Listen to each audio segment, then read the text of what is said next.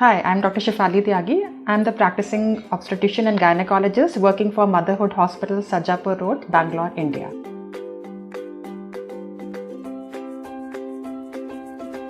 What can cause vaginal discharge or bleeding for more than 2 weeks?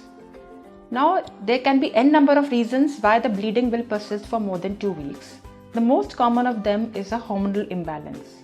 If you are obese, if you are kind of doing less exercises, if you have polycystic ovaries, then there could be a chance that the hormones are going haywire and the uterus is not getting a correct signal when to stop bleeding. So in that case, you can have persistent bleeding for a long time. So irregular periods are very common in polycystic ovaries. Either you will not get your periods on time, or if the period starts, it does not stop for weeks. So that could be one of the reasons for a prolonged spotting or bleeding for more than 2 weeks.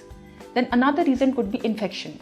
Sometimes you get infection of the lower abdomen, which consists of your uterus and tubes. So it is like any other part of the body, the region can get infected.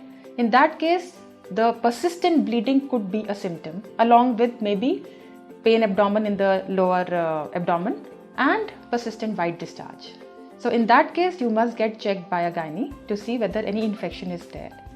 The third reason could be small growths, sometimes called polyps, are there present from the mouth of the uterus, which can kind of protrude out into your vagina and sometimes lead to persistent spotting and bleeding. That can be easily picked up either by a clinical checkup or by ultrasound. So that also is easy to diagnose.